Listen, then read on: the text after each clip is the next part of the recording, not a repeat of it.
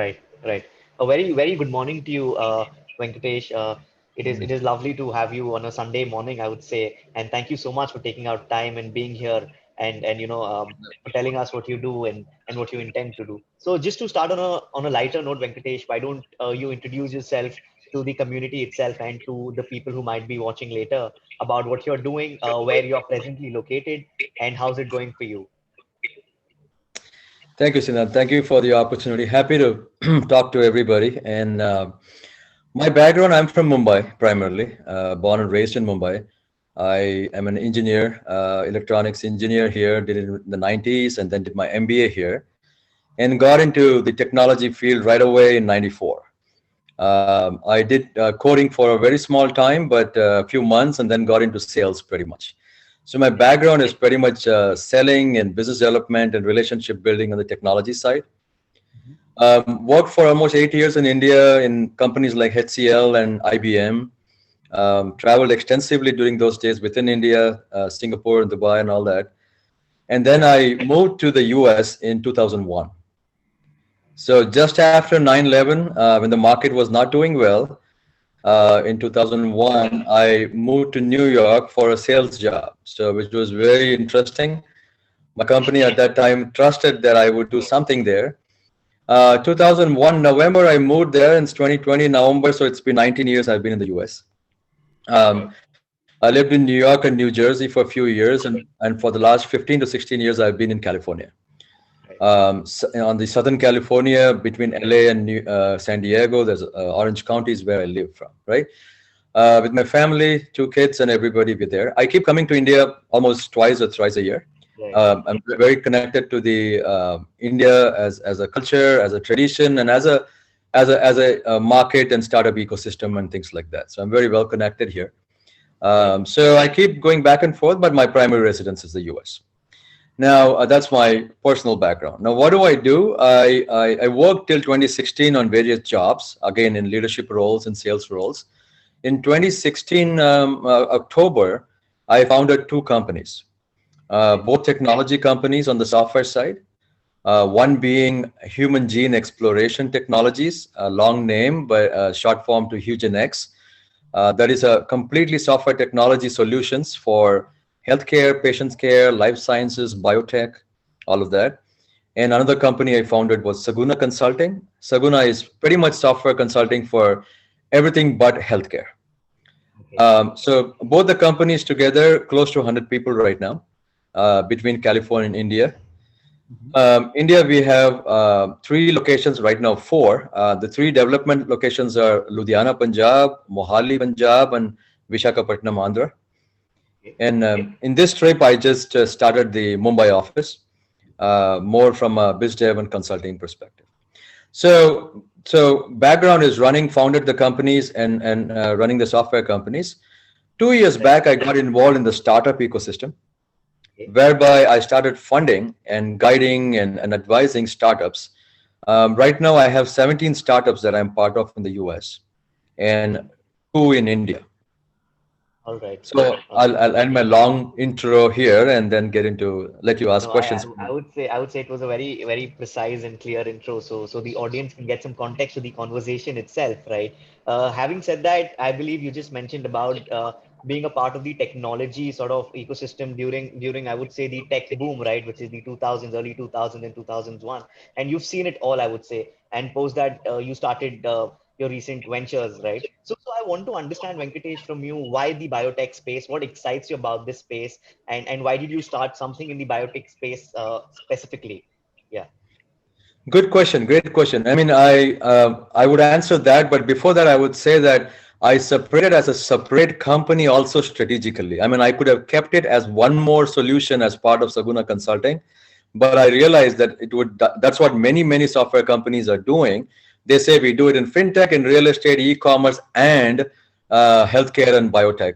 I didn't want to do that and thing and dilute the offering because I felt it was very critical to be very focused and have a separate set of team to focus on. That's why I formed a separate company. Now, why biotech? The question is, there's so much to do. If you really think globally, the amount of technology and automation that we have in a simple thing like ordering a pizza. Try to order a medicine and let it come in 10 minutes as compared to pizza, right? So we've done so much of automation and technology advancement in ordering food, in having a Uber or an Ola pick you up. But even today, getting a doctor or an advisor or getting a lab result or coordinating the lab result with the doctor, coordinating the pharmacy, is not that easy. So one was to really get into that market and see what you can do. And secondly, from a business perspective, where there is a problem, there's an opportunity, right? So I felt there is a lot of work and opportunity there on the healthcare side, not just in the US and globally too. So that's the reason I got into the that whole healthcare, patient care, biotech, life sciences aspect. Right, superb. It's very exciting to know the reason that comes out of certain internal passion, right? And that just keeps a founder sort of on the journey throughout, right? A quick question again, right? Again to the biotech space itself. Talking about the biotech space, as you said, technology definitely has a sort of protracted impact, right, on the life cycle of Homo sapiens itself, I would say. But when we look at it from the rural aspect, say in terms of India, specifically in the Indian subcontinent, and the rural aspect of it, do you think technology has penetrated enough to actually sort of impact people's life? Shouldn't there sort of manpower itself be there who can solve these problems? Why do we need technology itself in the rural space? Yeah. Great.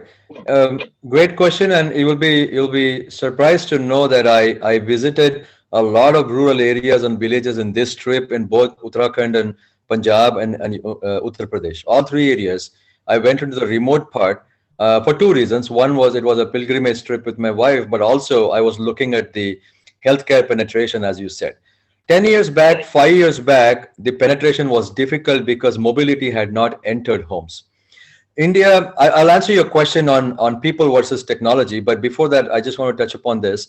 India skipped the entire innovation of laptops penetrating the rural homes, Wi-Fi getting into the rural homes, even to a great extent, landline penetrating the rural homes. If you see rural homes even today, landlines are not there.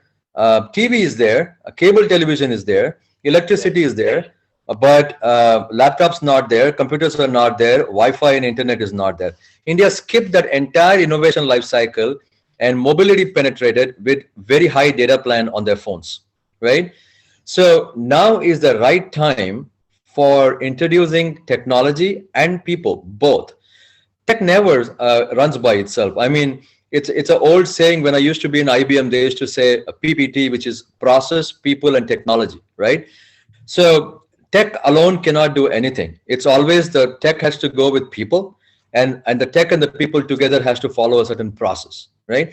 That is why these so-called developed nations are able to do things which certain nations are not able to do, because they have all these three elements figured out to a great extent. So to your point, rural India, tech alone can't do anything. People need to be involved, which is a good thing because I see a tremendous amount of employment increasing. Right. For example, if somebody creates a good app or somebody creates a good portal which can give telehealth or even medicines or anything easily, a rural India may not today have enough training or knowledge to operate the app. So you need these mobile vans, you need those small setups within the rural area, which is people, and you need process to execute it. So I see a tremendous amount of opportunity now with Geo and other things penetrated the rural India tremendously. Hope I answered your question. Yes, yes, definitely. I mean, you're basically saying that people and technology go hand in hand, right? And for the Absolutely. impact to be created, it is a two-way thing, right? Like in Hindi, we say "tali ek haath se nahi bajti." So Absolutely. it's the same thing, I would say. So very Absolutely. interesting. Just to take the conversation on a lighter note, right?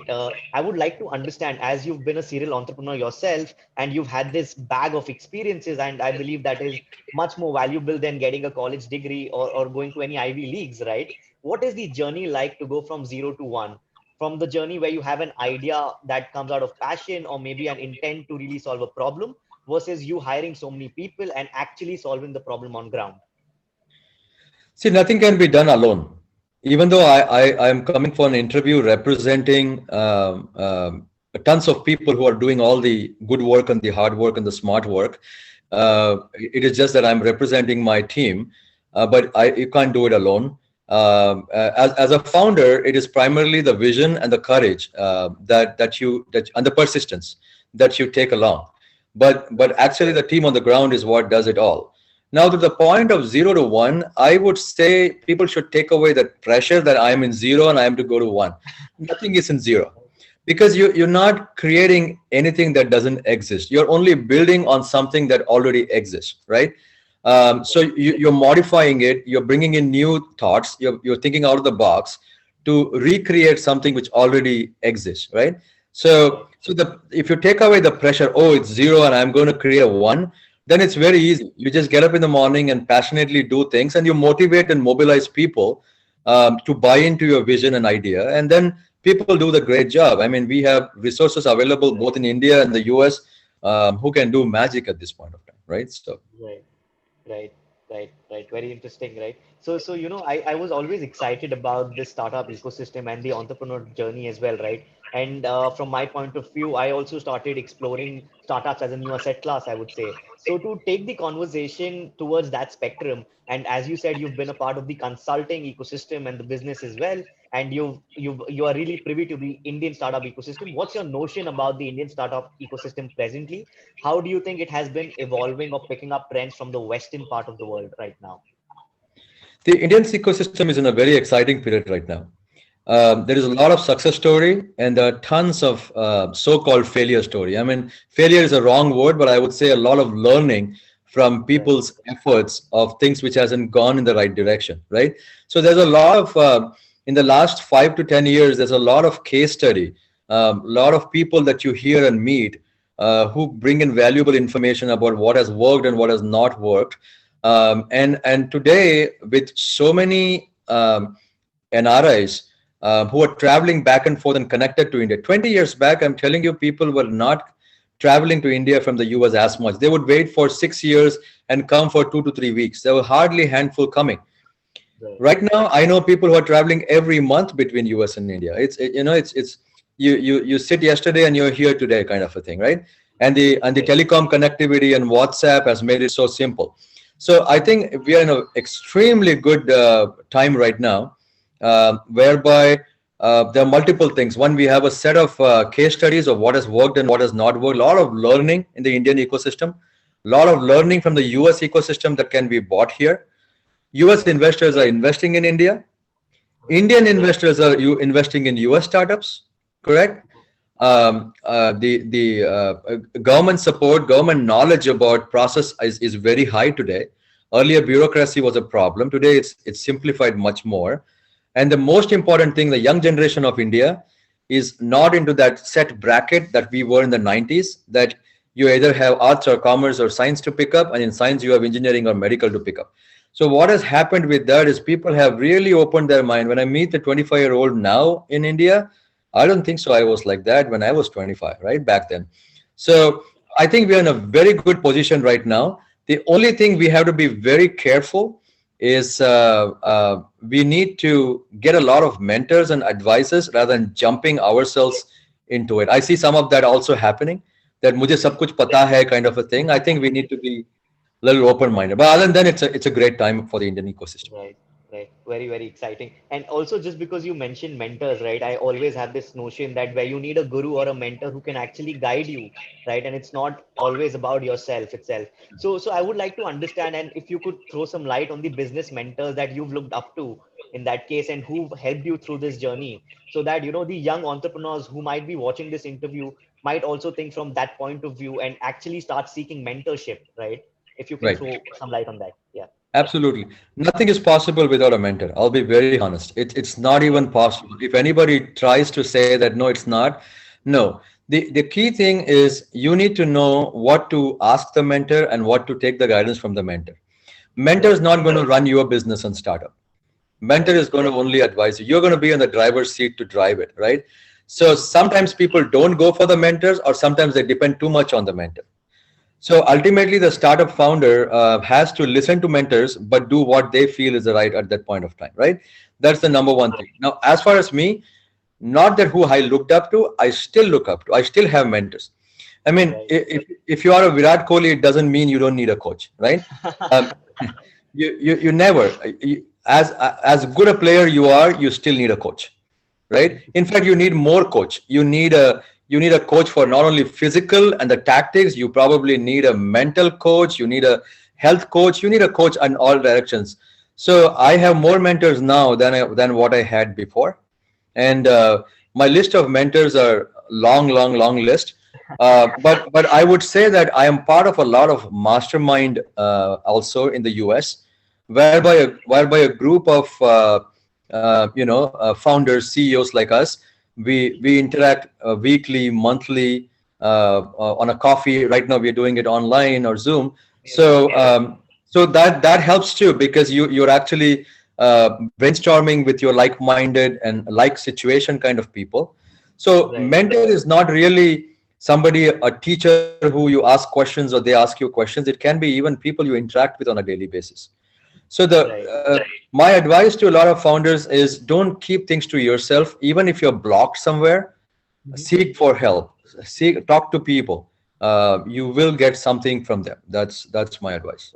Right, right. I think that's very the advice that you gave is very valuable, I would say, right? So Venkatesh, I would also like to understand because I've been observing this myself, right? There has been a sort of certain conflict of interest or an argument in terms of the Indian startup ecosystem from the funding side, right? Whether we should bootstrap the company or raise funds. Say, for example, Zero Dha versus Byju's in that case. What is your take over that? Can you just help the audience sort of understand which is better in terms of bootstrapping the company or raising funds from outside if someone is planning to start a venture? I would say bootstrapping is better. Okay. If I cannot take risk on my own enterprise, on my own idea, how am I expecting to somebody else to take risk on me, right? Literally. If that is my logic in a layman's language. Right. Now, whatever is my capacity, it's not always money, right? It is even the time that I put in. I may find co-founders who are putting some money from their savings.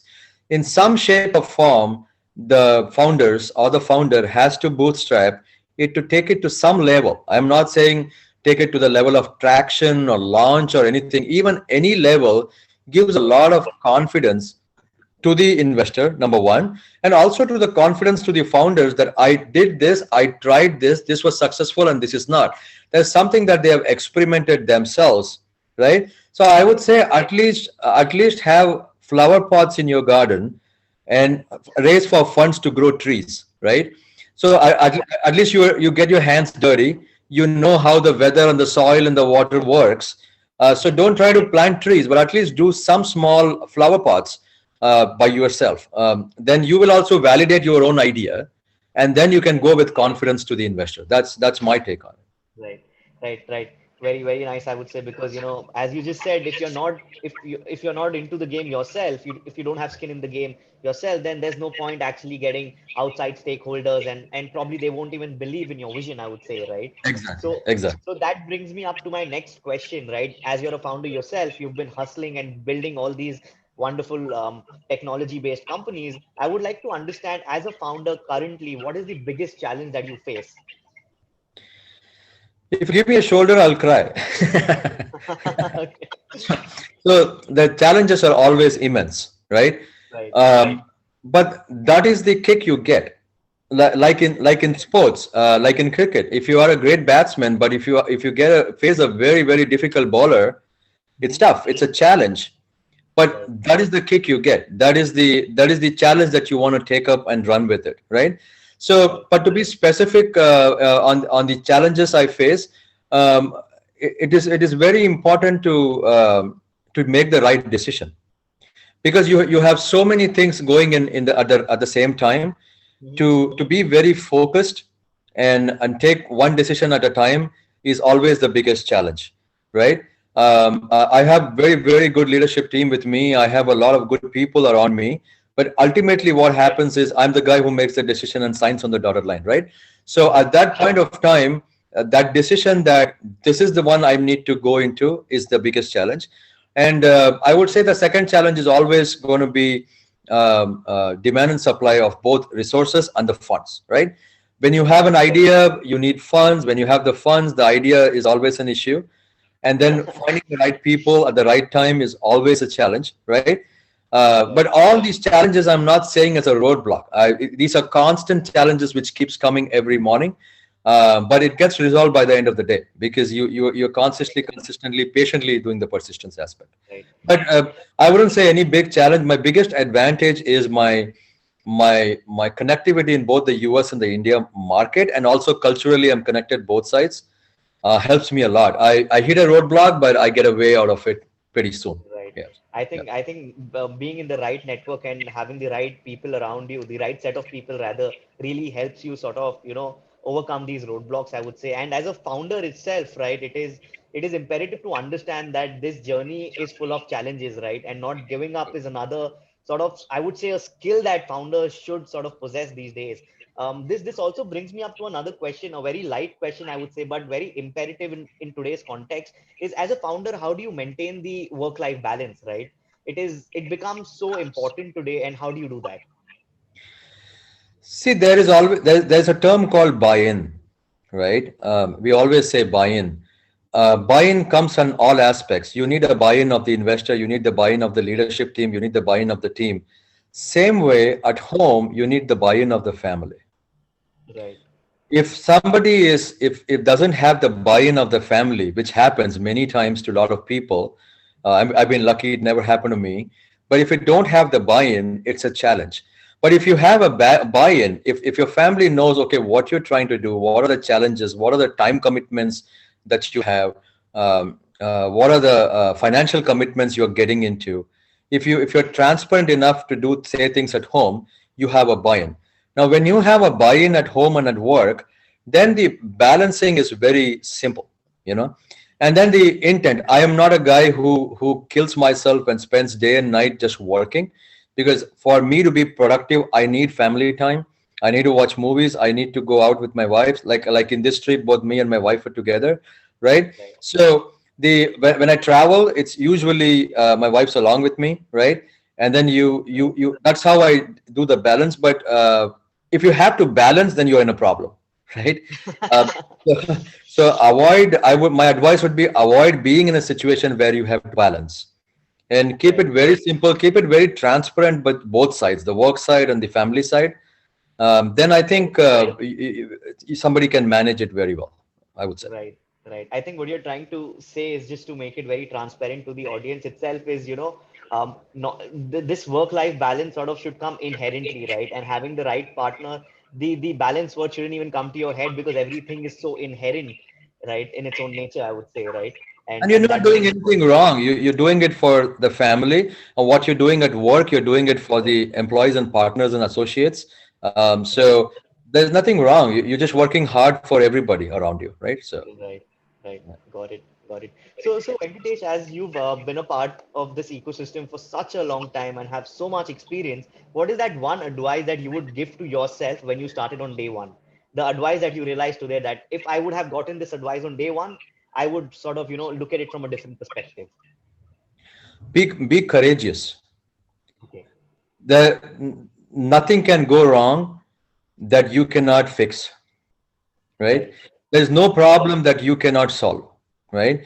right, That confidence and that courage is what I would say I struggled with for a very long time, where I was thinking, karna chahiye, nahi karna chahiye, karna chahiye, nahi karna chahiye. You're trying to jump into it without having. That is the only thing I would tell myself, saying, listen, it's 4 years, or what happened? Nothing really happened. right, Every problem came up with a solution, right?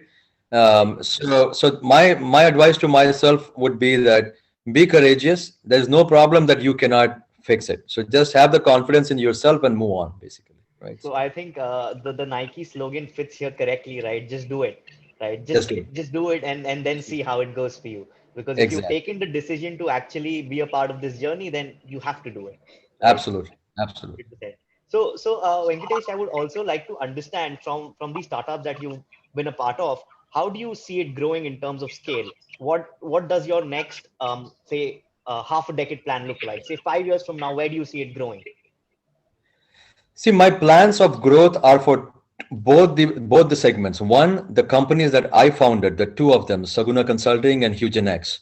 But as Right, I said, I'm also involved with 17 startups in US and two in India, and I plan to add more startups that I'm going to be part of right, both the countries.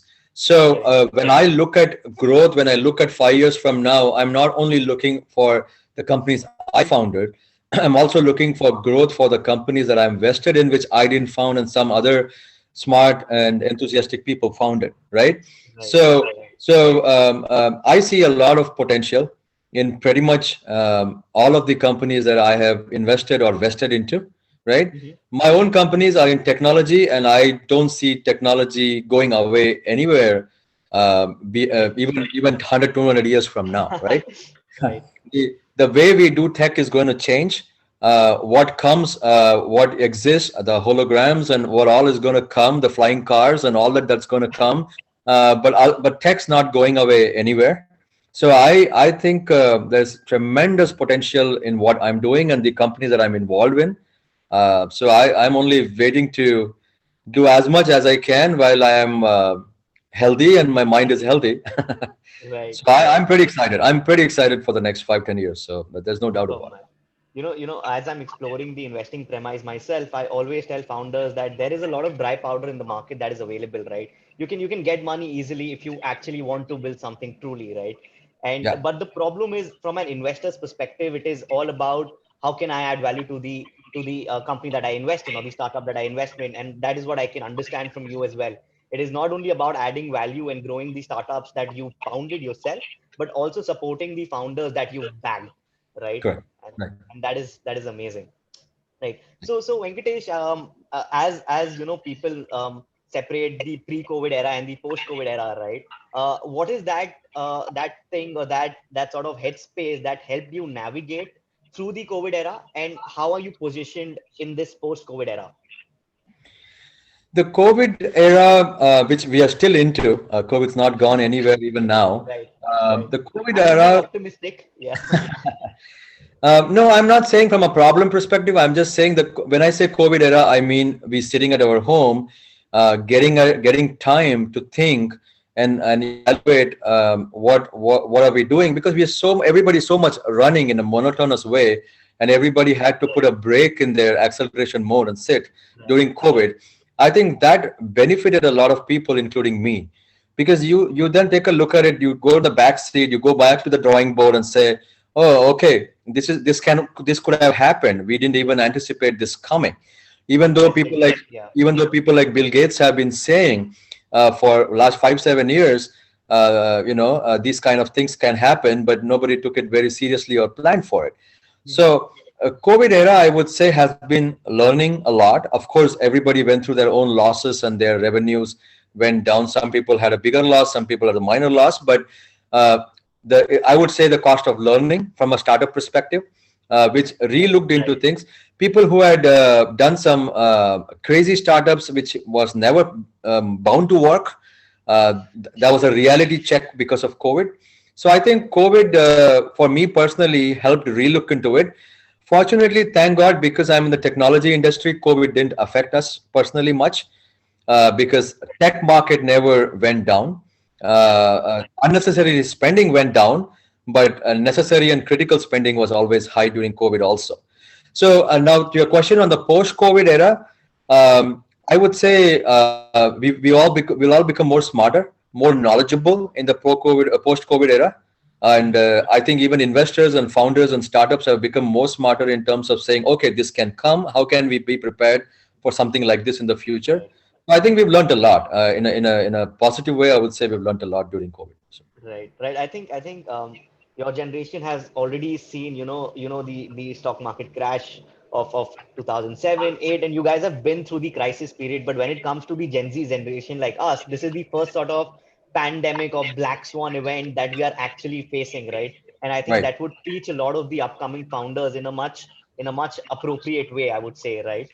That's a good point. Absolutely. Right, Absolutely. 100%. So Venkatesh, I have a last question for you, and then probably, we can wrap this up, right? Sure. Because as I mentioned, it has to be precise and for the YouTube audience specifically, right? So when I connect with founders, the major issue that they highlight towards me is in terms of hiring, right? It is very difficult to hire the right set of people for your organization, not even at the later stage, but at the early stages as well, right? So, what is the skill set or the qualities that you look for in an potential employee, and how do you deal with that process? Good point. Even before getting into the hiring the right person, as they call, I would say a lot of people actually don't know themselves whom are they, what are they looking for. So many times as founders, we just need help, but we really Right, don't know who is this right person and what is the skill needed for this help, right? And right. help is a very loose word, right? uh, so sometimes we look for this person has to be a developer also and should be doing business development also, and can come on a pitch deck presentation and do funding presentation also. So sometimes we over expect from a resource, either because we don't know what we want or we are short of funds, that we want the same person, the same salary to do everything, right? So I would start from first going to the drawing board and be very realistic, saying what are the areas I as a founder and my company needs help with. What kind of resources and how many resources are needed to do something like this? What can I live with? What can I live without? I know I need all this, but can I hire this resource 3 months down the line? And then get on to actually spreading the word and start the hiring process. By doing this, you've taken care of at least 80% of the issue of the right people that we are talking about, because now I know exactly what I need, and you're trying to hire the person. And then once that person is hired with this criteria, uh, there's another problem is people try to expect a lot from that person on day one. So that you need to give that time person to come into on board, get trained, understand your mindset, get accustomed, build the trust before they start delivering something, which is I would say 60 to 90 days, right? It's a process. Yeah. It's a process. It's a process. It's like getting married and getting to know people, right? So you can't rush on day one and get me the results kind of a thing. With Right. this, what happens is you get into the 80-20 rule. That's always going to be 80-20 rule whereby, if you're successful with 80% of the people you hire, you did a great job. 20% is always going to be somebody with a mismatch. Not no wrong with the person you have hired. It's just that not the right fit, right? So you kind of sometimes you have to part ways with people. Sometimes you have to look at the people. But then it's a process. It's a process that you keep evaluating through. But my advice is always go into the drawing board and see what exactly that I need and what I need to hire. So that's how Right. I start. Perfect. I think what you're trying to say is in terms of discovering yourself first in regard to the intent towards the organization or the startup itself. And once that is clear, then hiring might just be a piece of cakewalk, right? Though it It's is a a process. process again, Right. but still it just makes the whole process sort of seamless, I would say, right? Absolutely, Perfect. absolutely. And Perfect. we're in a good time. There's a lot of resources available in India too. Right. Technical, non-technical, biz dev. You have great resources, great people available. So Right. I'm not worried about that. Yeah. Very true, very true. So wonderful talking to you, Venkatesh. I mean, it was a very exciting interview, I would say. I have a last question. This is the final question, right? And then probably you can enjoy your Sunday as well, right? Because it's a Sunday morning, I would say, and we don't want to take a lot of your time. So as a successful entrepreneur, what is your key takeaway to early stage startups or entrepreneurs who are actually sort of seeking for an executive position, right? Or seeking to build something themselves, right? In the context of today, what is that one key takeaway that you would like to part away with? Keep learning. That's my message. Keep learning and take it as a journey. Don't try to rush to the goal. There would be some startups which have hit the $1 billion mark in 2 years or 5 years. Some took 20 years. Your journey is going to be different than their journey, right? You may do it earlier than the fastest one, or you may get delayed. It's your journey is different. So my two advices: the number one is keep learning, never stop learning, right? And the second thing is take everything as a journey, even the startup or the exec position. It's a journey. Just keep doing it, and continue. Don't rush to get to a certain destination very quickly, right? Right. It will come. It will come. It will come bigger than what you even anticipated it is going to come. Right. Right. So that's my only takeaway for myself. I keep reminding myself the same thing. Did you Just learn keep something going. new and then take it as a journey and wait for tomorrow for something newer? Right. So that's all I Right. would say. Perfect. You know what you're saying just reminds me of this wonderful movie that I watched recently called Highway, right? Uh Where huh. this particular character actually starts enjoying the journey itself, right? And Yeah. doesn't worry about the end destination or the final destination as they call it, right? And I think Absolutely. that's what you're just trying to say, I would say, right? Perfect, Venkatesh. Thank you so much for your valuable time and for this My wonderful pleasure. conversation, right? I hope a lot of entrepreneurs actually gain value out of this, right? Thank you. Thank you so much. Thank you, Siddharth. Thank you so much. Pleasure. Very lovely talking to you. Bye.